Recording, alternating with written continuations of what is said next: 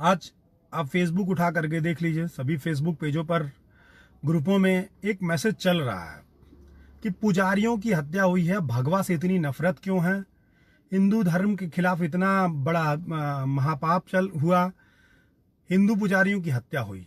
वहां बार बार हिंदू शब्द का और भगवा शब्द का इस्तेमाल करके उनकी हत्या के पीछे हत्या के पीछे जो लोग हैं मुसलमान बताने का प्रयास किया जा रहा है कि मुसलमानों ने इन लोगों को, पुजारियों को मारा, जबकि ऐसा कुछ है नहीं, उसका कोई धार्मिक एंगल नहीं है। ये भीड़ की प्रवृत्ति है जो पिछले 6 सालों में, पहला जिम्मेदार मैं सरकार को मानता हूं, क्योंकि ये सरकार की जिम्मेदारी है कि वो लोगों के सोच के, विचारधारा के परिवर्तन पर भी काम करे। और सरकार ने उनकी विचारधारा पर, लोगों की विचारधारा पर परिवर्तन का काम किया है। सरकार ने खुद अपना प्राइवेट आईटी सेल बनाया हुआ है, न्यूज चैनल है, मीडिया उनके हाथ में है। सरकार का पूरा एक तंत्र है जो लोगों को भीड़ के द्वारा हत्या करने के लिए उकसाता रहता है। सरकार कारण खुद बता देती है, मीडिया उसको उकसाती है। जो हमारी पुलिस है वो भी उसका शिकार है।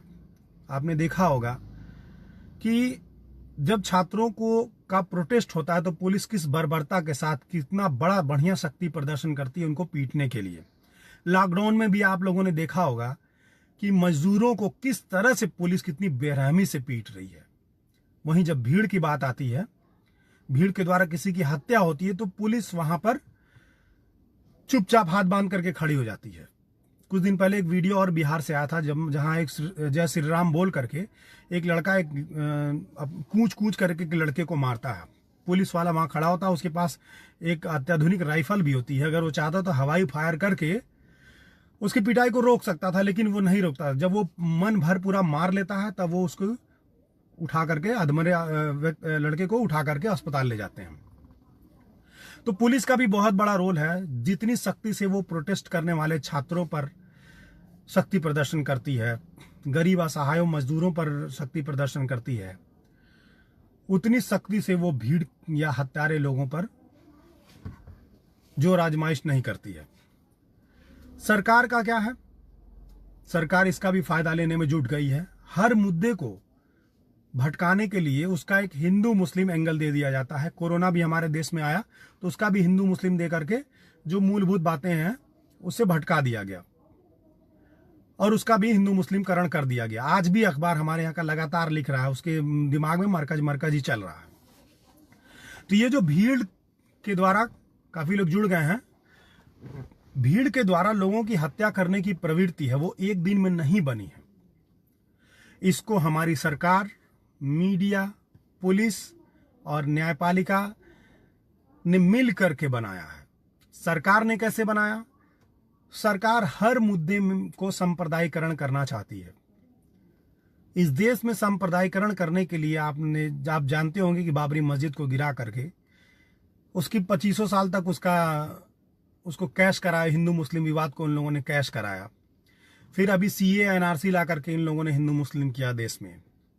अब नए नए एंगल खोजे जा रहे हैं। अब तो छोटे छोटे मुद्दों में भी, क्योंकि मूर्खों की संख्या पिछले 6 सालों में बहुत ज्यादा बढ़ गई है, सांप्रदायिकता के आधार पर यानी धर्म के आधार पर फैसले लेने वाले लोगों की संख्या आज बहुत ज्यादा बढ़ गई है।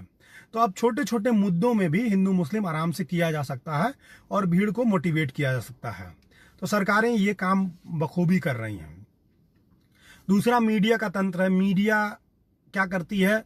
भीड़ के द्वारा जब कोई हत्या की जाती है तो उसको जायज ठहराने के लिए वो लग जाती है। अखलाक है, पहलू खान है, रखबर है, इन लोगों की हत्याएं हुई और उसको जायज ठहराने के लिए मीडिया दिन रात एक कर दी।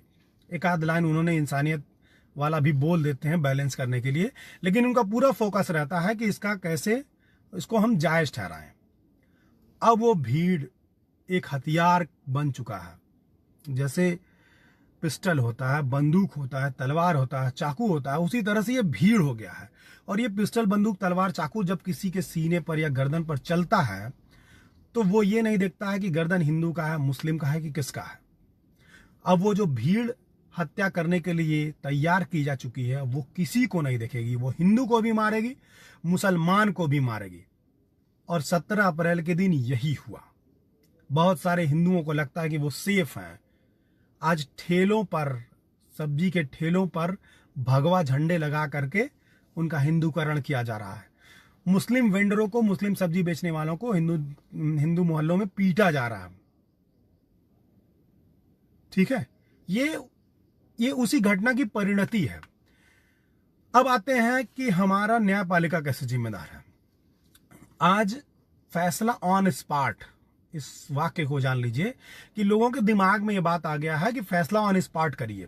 फिल्मों में जब कोई ऐसा सीन दिखाया जाता है कि कोई मर्डरर या कोई रेपिस्ट पुलिस के सामने आता है, पुलिस उसको ऑन स्पॉट गोली मार देती है। अभी साउथ में हुआ भी कि बलात्कारियों को गोली मार दिया गया। वो बलात्कारी थे कि नहीं थे, या उसमें हाई प्रोफाइल बलात्कारी शामिल थे, उनको बचाने के लिए किसी निर्दोष को तो नहीं मार दिया गया। इस पर से लोगों का विश्वास उठ गया, उनको लगा कि बलात्कार हुआ, लोगों को मार देना चाहिए। फैसला ऑन स्पॉट की जो प्रवृत्ति है वो लोगों के मन में केवल इस नाते बनी है क्योंकि उनका न्यायपालिका पर से भरोसा और विश्वास उठ गया है।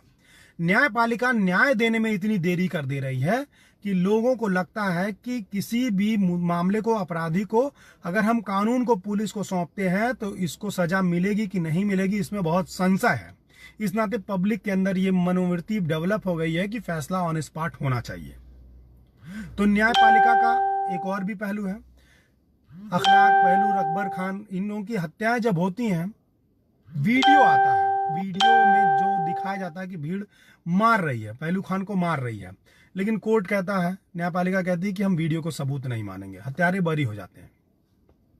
नेता क्या करते हैं, जमानत पर छूटे आरोपियों को जाकर के माला पहनाते हैं। बिहार में नरसंहार हुआ दलितों का, सारे आरोपी बरी हो गए। फिर वहां उनके एक मुखिया की हत्या भी हुई। क्यों हुई? क्योंकि लोगों का न्यायपालिका से विश्वास उठा। तो न्यायपालिका भी इसके लिए जिम्मेदार है कि फैसले में देरी और सांप्रदायिक फैसले, सांसद बनने की चाहत, जजों का सांसद बनने की जो चाहत है, रिटायरमेंट के बाद मोटा रकम मिलने की जो चाहत है, उसने न्याय प्रक्रिया को भ्रष्ट कर दिया गया है। आज लोगों का न्याय व्यवस्था में विश्वास उठ रहा है, इस नाते वो ऑन स्पॉट फैसला करने की ओर बढ़ रहे हैं। इस नाते भी ये मॉब लिंचिंग की घटनाएं बढ़ रही हैं। ठीक है, अब इसको रोका कैसे जाए, हमारी क्या जिम्मेदारी है? देखिए, देश हमारा है, खास करके युवाओं से मैं अपील करता हूं, जैसा आप होंगे वैसा ही इस देश का भविष्य होना तय है। अगर आप व्हाट्सएप फॉरवर्ड्स पर विश्वास कर लेते हैं, आप इन प्रोपेगेंडा फैलाने वाली न्यूज का बिना वेरिफिकेशन किए विश्वास कर लेते हैं और किसी धर्म या किसी संप्रदाय के प्रति नफरत पैदा करते हैं अपने दिमाग में, तो जरूरी नहीं है कि वो नफरत उसी धर्म के किसी व्यक्ति के ऊपर ही निकाली जाए।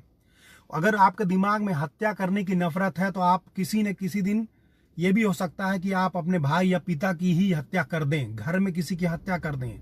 हत्या करने की जो प्रवृत्ति आप मन में पाल रहे हैं किसी धर्म या दूसरे संप्रदाय के प्रति, ये आपके लिए घातक है। ये आग आपका भी घर जलाएगी। इस नाते इस प्रवृत्ति से बचिए। हमारी व्यवस्थाएं हैं, संवैधानिक संस्थाएं हैं, न्यायपालिका है, उसमें विश्वास बनाइए। देरी हो रहा, भ्रष्टाचार हो रहा, लेकिन उस भ्रष्टाचार को दुरुस्त करने की सोचिए, उसका परित्याग करने की जरूरत नहीं है। कोरोना से आप सीख लीजिए कि हम हमेशा इलाज कराने के लिए प्राइवेट अस्पतालों में जाते थे और हमने निजीकरण का समर्थन भी किया। बड़ी संख्या में लोगों ने कहा कि नहीं, अब सारे सरकारी अस्पताल निजी हो जाना चाहिए, सारे सरकारी स्कूल निजी हो जाना चाहिए, प्राइवेट हो जाने चाहिए, क्योंकि सरकारी अस्पतालों में, सरकारी स्कूलों में अब भ्रष्टाचार बढ़ गया है। लेकिन आज कोरोना महामारी फैली तो वही सरकारी अस्पताल ही हमारे काम आ रहे हैं। तो न्यायिक प्रक्रिया आज भ्रष्ट हो सकती है, पुलिस प्रशासन भ्रष्ट हो सकता है या निकम्मा हो सकता है, लेकिन हमको उसमें अपना विश्वास बनाए रखना होगा और उसको दुरुस्त करने की ओर अपना कदम बढ़ाना होगा, क्योंकि उस पुलिस प्रशासन में हम ही जाकर के भर्ती होते हैं, उस न्यायालय में हम ही वकील बनते हैं, हमारे परिवार के लोग जज बनते हैं।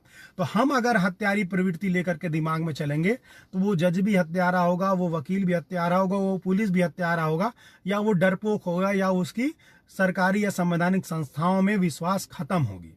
तो इस नाते हमको, आपको अपने संविधान में भरोसा बढ़ाना, लोगों को इस बात से मना करना है कि वो खुद फैसला लेने से बचें, खुद निर्णय लेने से बचें, कानून में भरोसा बनाइए। यही हमारे देश को इस मॉब लिंचिंग से बचा सकता है। नहीं तो जिस तरह से मॉब लिंचिंग यानी कि भीड़ के द्वारा की जा रही हत्याएं सामान्य होती जा रही हैं, किसी दिन आपकी भी हत्या होगी, लोग देखेंगे, रोकेंगे नहीं, उसको रोकने की कोशिश नहीं करेंगे। हो सकता है आप पीट रहे हो, बिना कारण के पीट रहे हो, और देखने वाले लोग भी आकर के आपको पीटने लगे बिना कारण जाने, क्योंकि आपके भी दिमाग में वही चल रहा होता। तो जो लोग मार खा रहे हैं और जो लोग मार रहे हैं, कभी भी चैनल बदल सकता है। मार खाने वाला व्यक्ति मारने वाला बन सकता है और मारने वाला व्यक्ति मार खाने वाला बन सकता है। ये आग है, ये हथियार है। आग लगेगी तो सबका घर जलेगा, गोलियां चलेंगी तो जो भी सामने आएगा वो मरेगा। हमको इस प्रवृत्ति को अपने दिमाग से खत्म करना होगा। इस देश के लोगों से मैं बार बार अपील करता हूं कि अपने द्वारा कानून को हाथ में लेकर के न्याय करने की, कोई कितना भी बड़ा गुनाहगार हो, आप उसको पकड़िए, पुलिस को दीजिए। खुद फैसला करने की प्रवृत्ति से बचिए, क्योंकि आपका फैसला करना आपके लिए घातक होता जा रहा है। मैं बहुत दुख व्यक्त करता हूं उन दोनों पुजारियों के लिए जिनकी निर्मम हत्या हुई है, और उस ड्राइवर के लिए। और मैं मांग करता हूं और आप सब लोगों से अपील करता हूं कि जितना दोषी उन पीटने वालों को बनाया जाए, उतना ही दोषी पुलिस वालों को भी बनाया जाए, उनके ऊपर भी हत्या करने का मुकदमा चलाया जाए, क्योंकि उनकी ड्यूटी थी।